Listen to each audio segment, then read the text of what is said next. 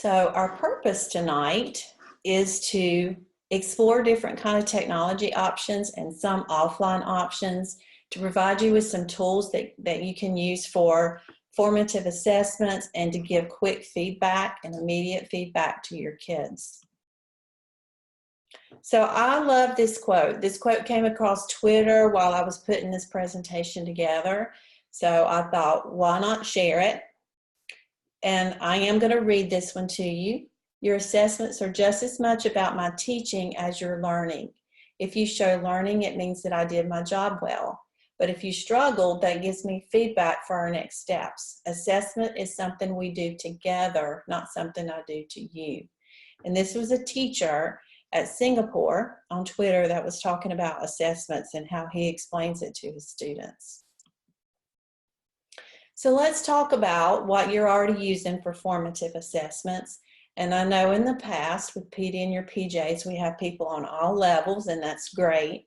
I want to make sure that we're meeting all of your needs.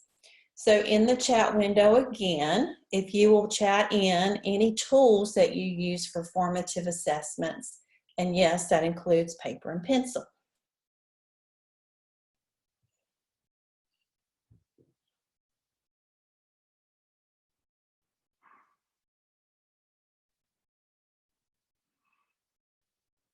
Scantron, wow, those are still in the district?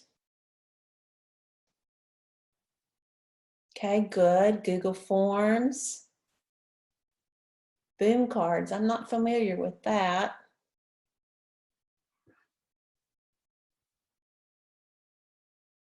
Google Slides. Kirsten, you'll have to tell me more. Send me a link or something because you've got my curiosity up. SchoolNet, yes, of course. Quizlet, quizzes.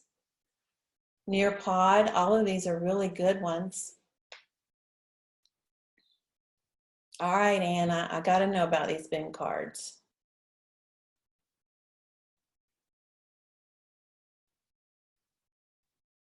Okay, so it's a paid thing. Oh, of course. Authentic assessments, Paris, you're exactly right. Performance of any kind, regardless if it's music, it's very authentic. That's awesome.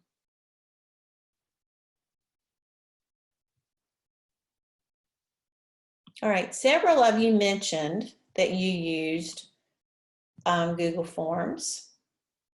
So I am curious how many of you feel like you are power users. I'm also curious if any of you out there have never used Google Forms, or if you fall in the middle where you're kind of comfortable.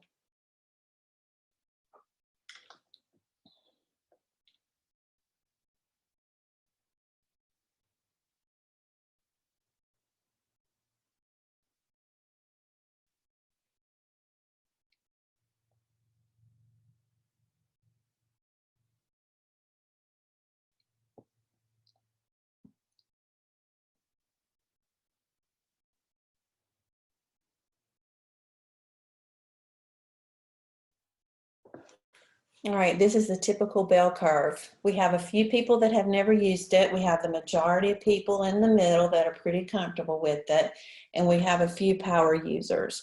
So hopefully I'm going to be able to help all of you guys, no matter where you fall on that bell curve. So your evidence of learning tonight, remember when we do DLCs, we do need an artifact. So we are going to ask that you submit a Google form. So if you will go ahead and flip over to another tab and go to your drive. And for those of you that are new to Google Forms, you click on New and choose More, and Google Forms is hiding under that menu. And if you will name your file when you create it, PD and your PJs / March. So I'm drawing in my drive, New,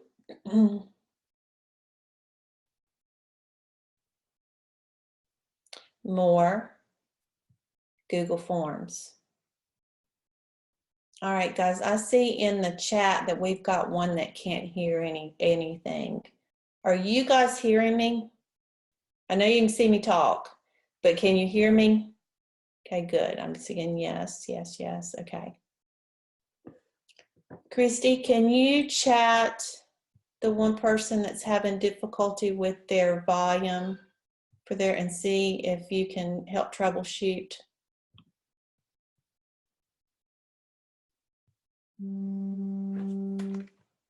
All right, so once you have your Google form created, again, I want you to name it PD in your PJs, March.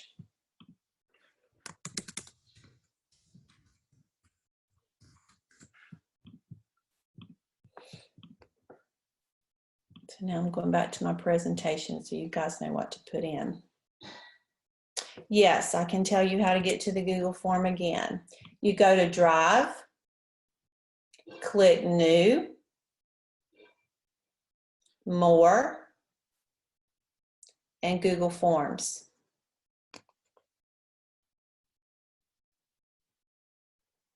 And guys, at any time, if you're having trouble hearing me, let me know, because I can pull my earbuds out and just talk to my computer. I just don't want you to hear my dogs in the background if they start barking.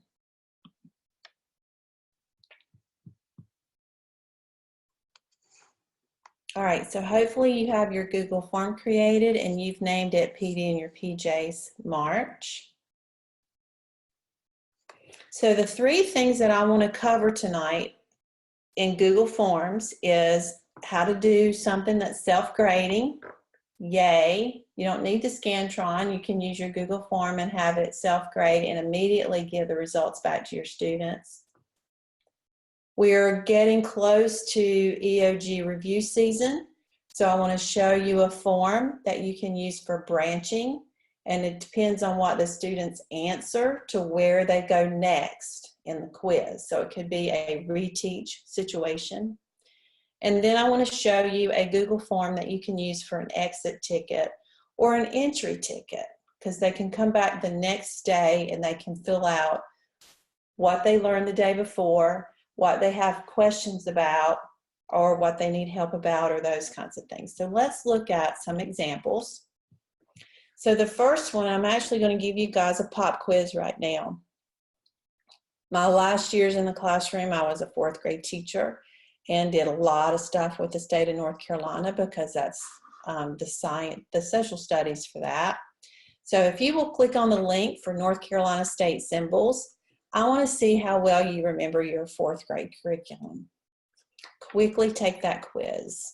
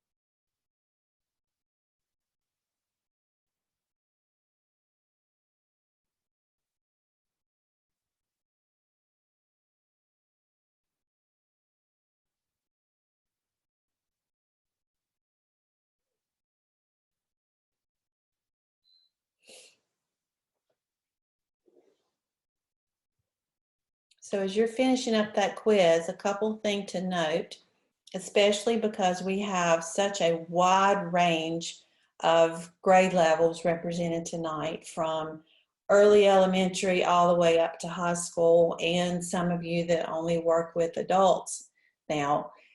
You will notice that your questions can not only be text, but also you can have images. And your questions can be images.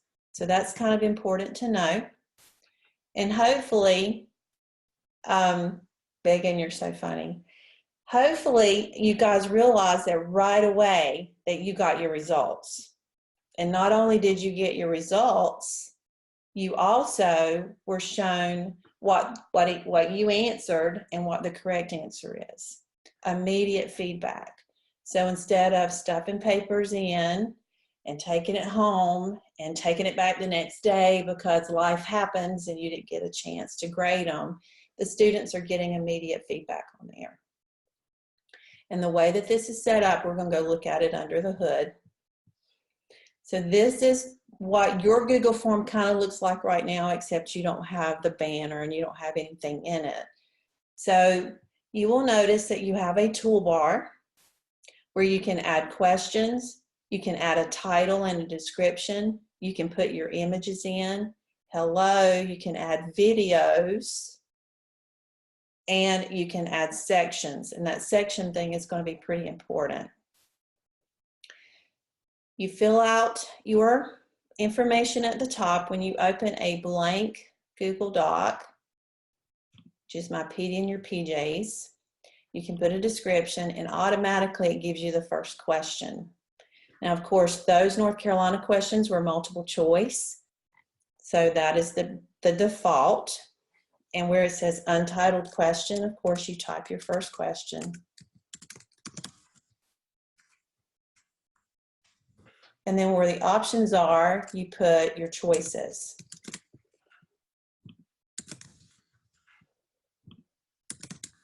And so on. And then when you want to make sure, because it's a test, that you turn on the required button. You don't want the students to skip that particular test. You also have the option to duplicate a question type if you want to. You also have 3 bars, we call it the snowman menu, where you can put a description. So if you need to remind your students something, you can put in a description there. We'll come back to the go to section based on answer, or if you want to shuffle the option order or the choice order. So if you have students that are sitting close to each other, that may be a choice that you guys want to do. Once you complete your quiz, you go up to the gear, to the settings. Now notice that in the settings you have 3 tabs: general, presentation, and quizzes. Depending on your grade level, you may or may not want to collect their email address. Require the sign-in to only be Gaston County school people or not, you can uncheck that. And if it's a quiz, you may or may not want to limit to only 1 response. And then you also need to decide whether you want your students to be able to edit after they submit. The presentation tab, I would not shuffle the question order here. And here's why. Especially in elementary, you're going to put a question where the students have to put their name. And if you click shuffle question order here, the name is going to fall somewhere down in the bottom. So I wouldn't do that one. And then your confirmation message can be, I hope you did the best on your test, or some positive message you want to give to your students. But here's where the magic happens. You click on quizzes and you choose make this a quiz. And notice that you can decide whether to release their grade immediately, like you just experienced with the North Carolina quiz, or after you review it. So if you include some questions that you need to read, like if long answer questions, then you'd probably choose later after review. So once you do that, then you have to go back and you have to actually put the answer key in, because the computer has no idea what the correct answer is. So once you do that, you have answer key at the bottom, and you can decide how many points each question is weighted, and then click on the correct answer. Then when you are ready to give your students the quiz, you click the eyeball, which is a preview. That takes you to the live choice, and you copy and paste this link address into your Google Classroom and send it to your kiddos.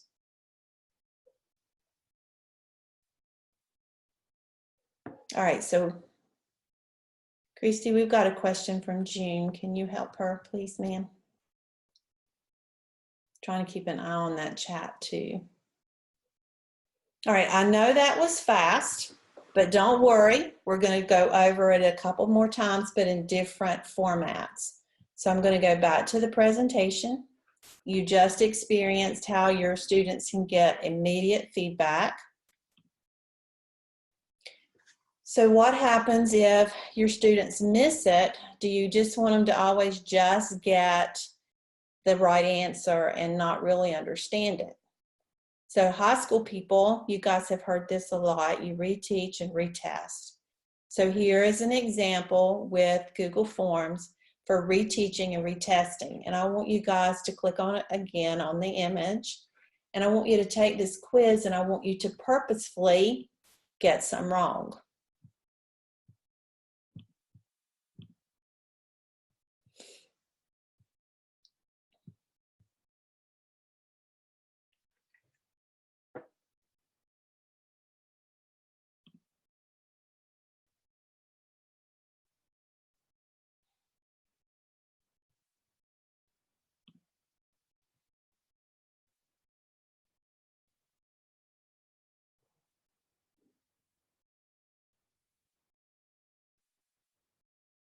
So hopefully you're noticing as you're taking these questions and you're purposefully getting them wrong, you are being directed to an embedded video to re-instruct you on whatever the question was.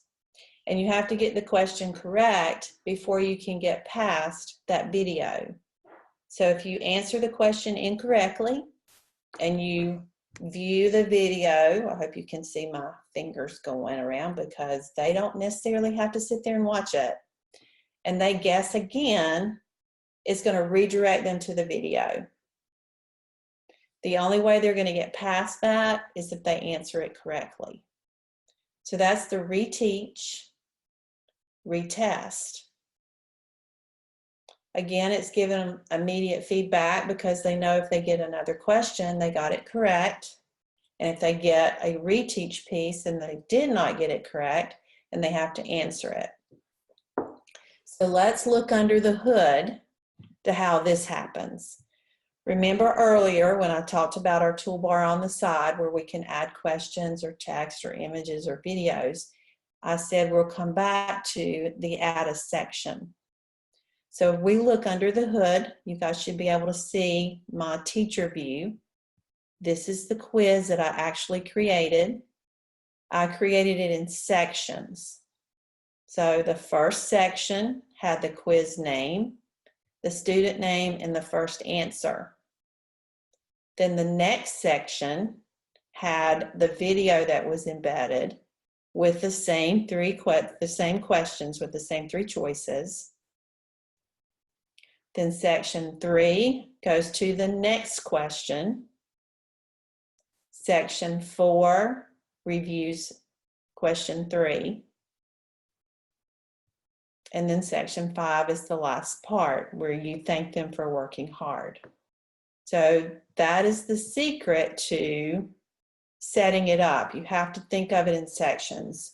So think about what you're reteaching or you're teaching your students or they're taking a quiz on, and you're going to have to kind of think in the order that they would need to take it and kind of build it out that way as you are creating it.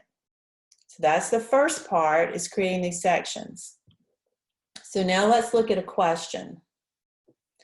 So I clicked on the 3 snowman dots when I open the question.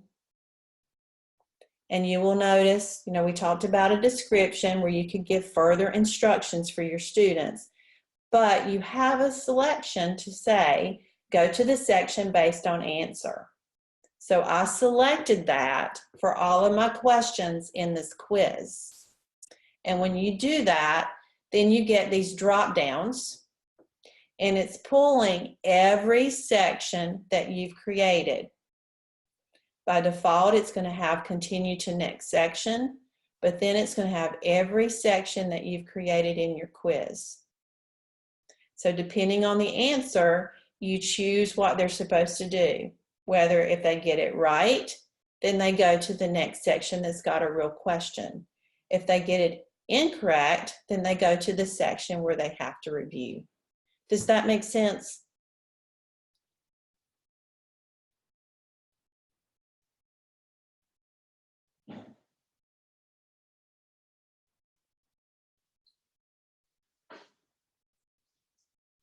All right, so I'm going to show you guys. I see some of you are saying it makes sense and it's pretty cool.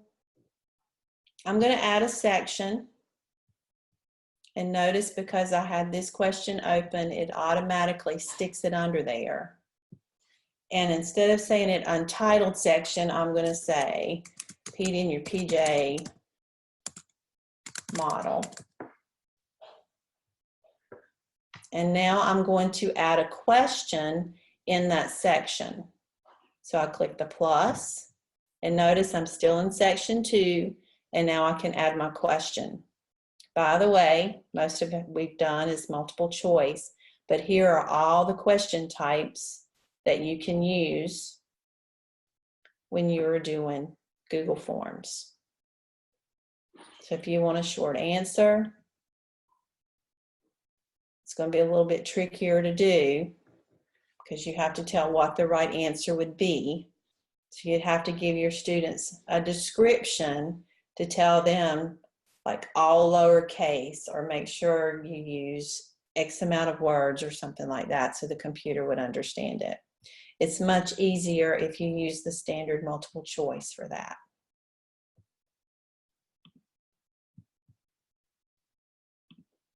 All right, the next example I want to show you is just a simple exit ticket or an entry ticket. So again, if you click on the image, it's going to bring you out to an exit ticket. I don't want you to take this one. I just want you to look at it. Most exit tickets that are used in a class ask what they learned, what they still need help with, or what they have a question about, or what they wonder. But the reason I like this one is if you scroll down a little bit further, you have a scale that talks about how they felt in class that day, whether they agreed or disagreed that they were challenged academically or they were treated kindly by their peers. That will help you guide instruction to adjust. So if you do it as an entry ticket, you know what you have to adjust kind of on the fly that day. If you do it as an exit ticket, it gives you a chance to reflect and rethink about how you're going to continue teaching so they'll get it the next day. Now what's cool about if you do the scale, you can do conditional formatting in your spreadsheet. So take a deep breath. I'm not going to teach you how to do conditional formatting tonight. If you are interested in learning how to do this, contact your ITF and we'll be glad to come out and show you. But basically what happens when you do conditional formatting, you tell the spreadsheet that anytime that a student answers agree, it turns that cell green, and anytime they answer disagree, it turns it red. So this gives you a quick visual of who you may need to go see or what you might need to address in your instruction or how your kids feel.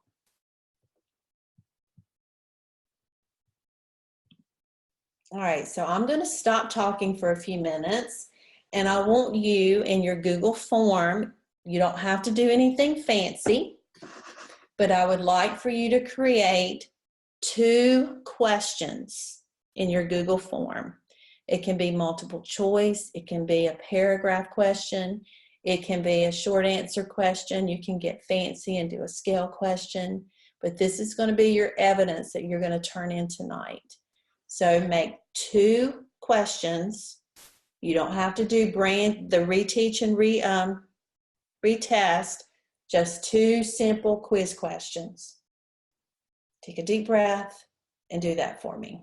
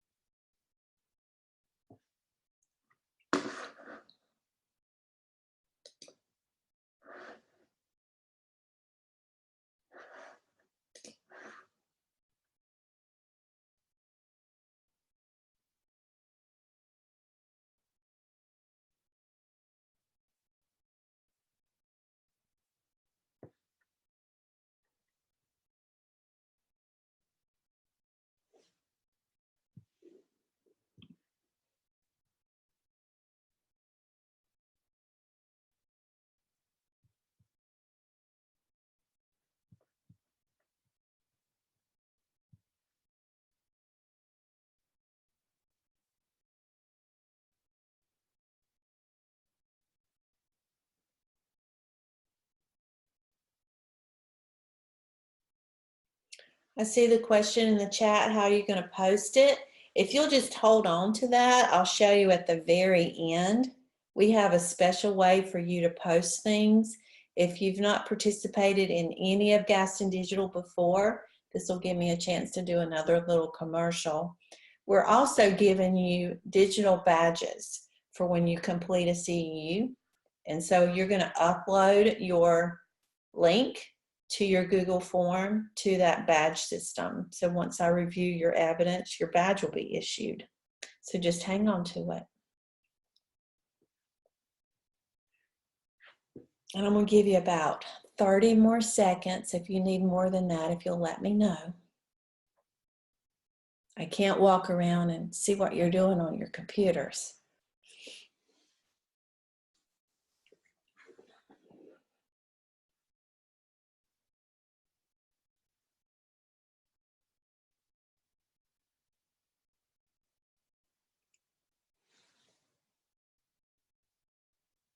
Okay, how do you get the correct answer? Great question. Let me get out of this for a second and go back to my PD in your PJs. First of all, make sure you go to the gear, and under quizzes, you've turned that on to make it a quiz. That's your first step. Then once you've done that, your questions will kind of change because you'll have at the bottom answer key or select correct answer or something. I can't remember exactly what it says since mine now says edit question. But you can change your points and then you'll be able to choose the correct answer.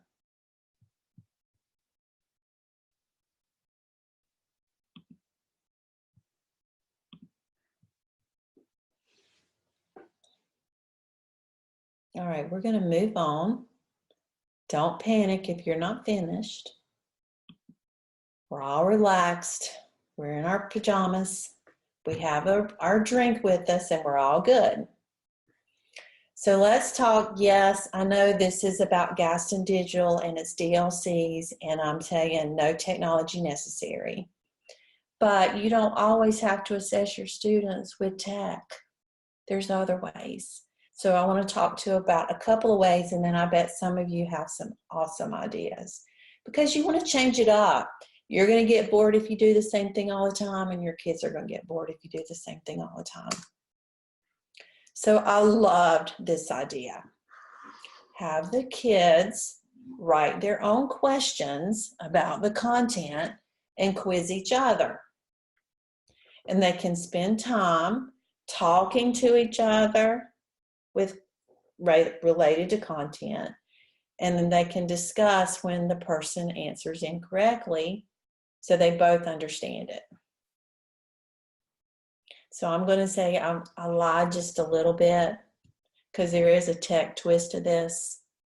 Your kids can create these quizzes. So let them. And then share those quizzes with each other. So go ahead and teach your kids how to make the quiz and how to make it self-grading. And who knows, maybe you're going to want to copy some of those for an official assessment or an official grade that the students have put in. The next one, I love this one too. Roll dice. And if it lands on number 1, then what is something they want to remember about what they learned today? Or if it landed on a number 5, I'm still confused about what. So some of you have probably already heard of this site before, classroomscreen.com. Classroomscreen.com has a little tool for rolling dice. So you could do it with the technology, but I would like to see those great big dice and just let the kids roll it. And when it landed on a 6, what's the aha that they had from the day? So those are a couple offline assessments that you can do with your kiddos. I'm curious what you guys are already using. So if you would, unmute your microphone and share a non-techie idea for formative assessment, or if you're not comfortable unmuting your microphone, if you will type it into the chat for us.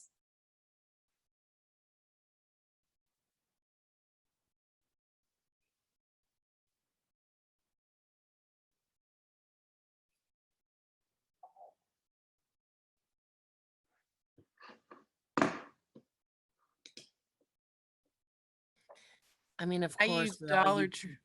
sorry, Go ahead. paper pencil. Okay. I use the Dollar Tree dry erase paddles and dry erase markers. Oh, cool. I haven't seen those. All right, this would be a great time to tell me about the boom things.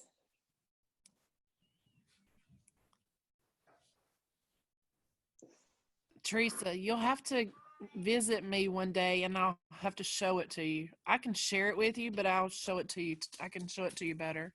Okay. Really cool.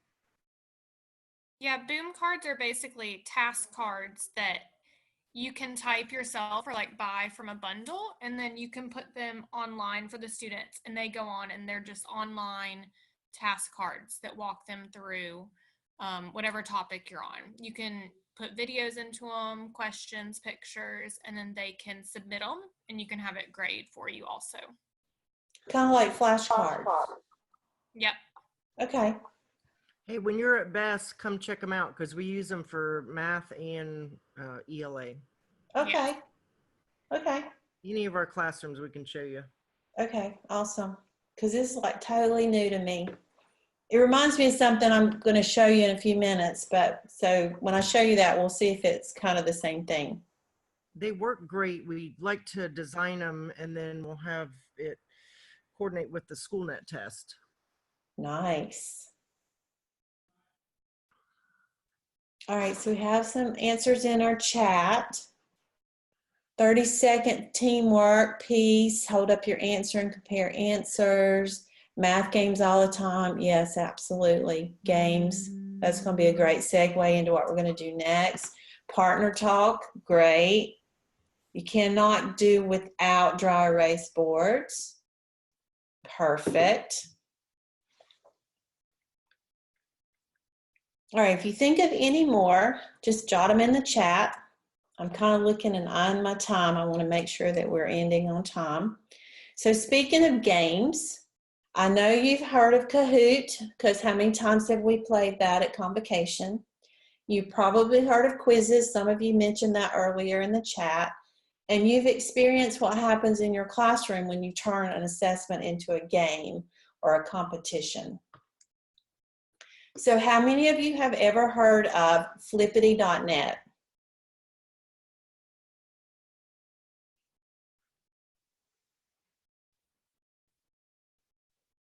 I'm hoping not very many. Okay, so far, I'm batting 100. Okay, awesome. All right, so Flippitynet, open up another tab and go over there. Because Flippitynet is free. They have created tools that have offered lots of games and activities. It's using spreadsheets. Now, don't panic on me.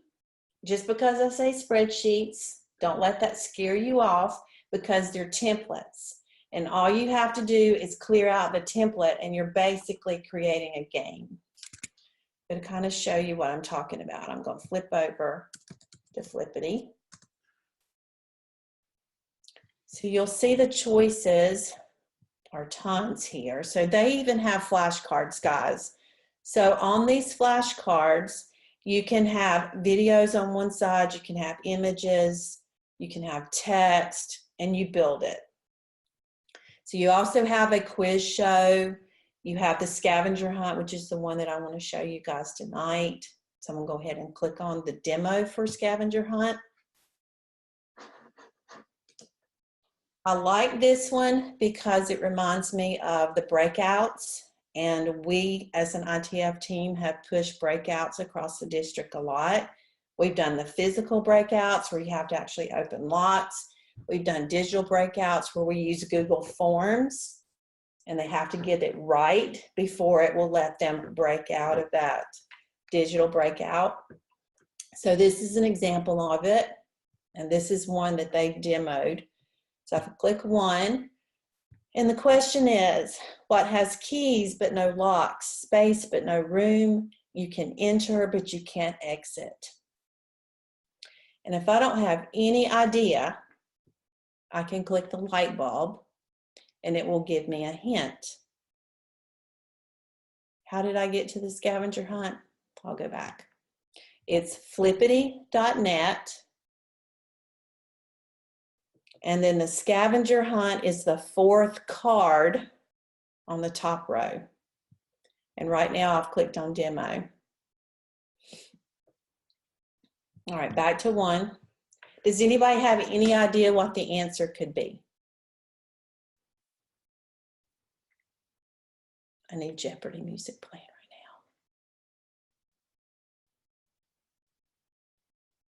right now. Maddie, you're so smart.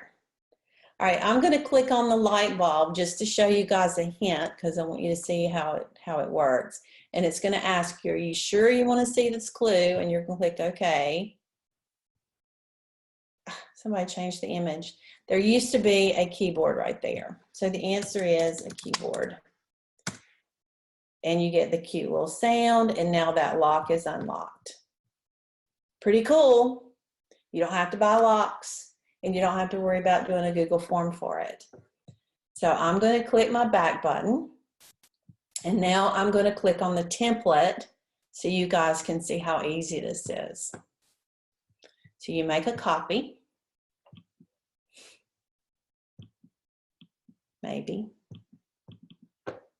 Waiting on Google Docs, it says. We're all making a copy at the same time, I bet. All right, so here is the spreadsheet, the big scary spreadsheet, but don't be afraid of it, because what happens is you're going to make a copy, which you've done. Now leave the blue, because that's where all the magic or whatever, the formulas and stuff are.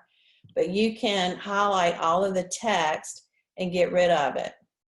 But notice a couple of things before you do that.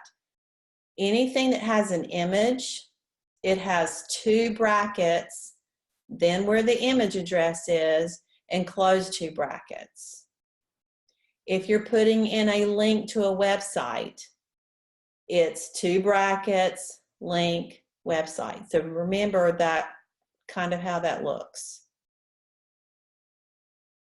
And then if you click on the Options tab, you can set it up. Again, don't do anything with the blue, but you can change all of the wording. So is the answers, do they have to be case sensitive? Yes or no? Do they have to do the locks in sequential order? Yes or no? So you decide. And then once you finish, you're going to do File, and the directions are there, so breathe. I already hear it, just breathe.